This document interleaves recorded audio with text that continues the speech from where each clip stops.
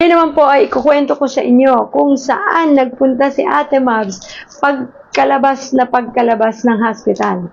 Kasi po si Ate Mabs ay talagang gagawin ng lahat para tayo ay gumaling kagad, makarecover kagad. At syempre po, pinanalangin naman natin yan. Hindi po tayo nagdesisyon para sa sarili natin. At may mga kaibigan po tayong doktor na tumutulong din talaga sa atin.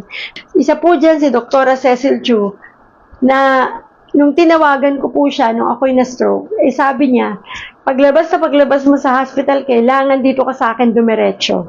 Kasi i-acupuncture kita kaagad at imumoksa.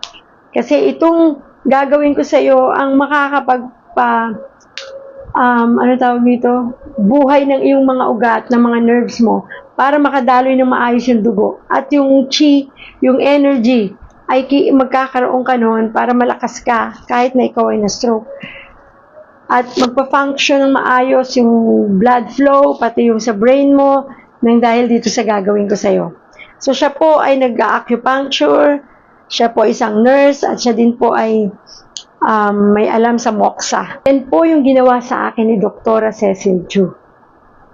Ang tawag po dyan ay moxibustion acupuncture. Ito po yung traditional Chinese medicine therapy technique that involves mugwort burning, known as moxa. So, ang purpose po niyan is to stimulate the flow of qi, or yung tinatawag na energy sa ating katawan.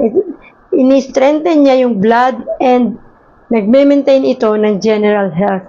So, nagdi-detoxify din po ito. So, sa tulong po nitong moksa na ginawa ni Doktora sa akin, ay malaking tulong po sa akin.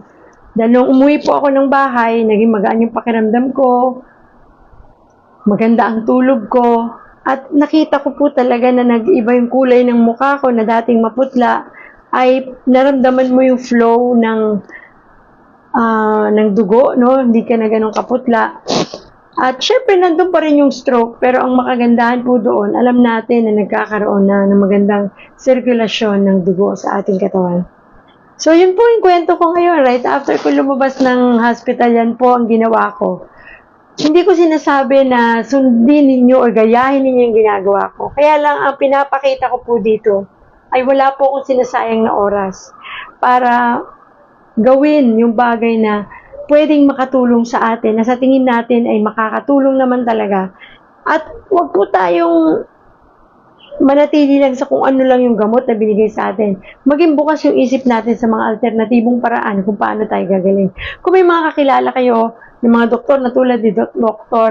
Cecil Chu na may alam sa mga acupuncture or may alam sa moxa, hindi naman po masama na ito ay gawin natin. Pero syempre, kailangan ay may willing ka at naniniwala ka dito. Kasi wag po yung gagawin mo ito nang napipilitan ka lang. Ako po kasi ay tunay na naniniwala sa natural na paraan ng pagpapagaling. At isa po ito sa noon pa man bago ko na-stroke ay ginagawa na namin ito ng aking pamilya na nagpapa-acupuncture kami.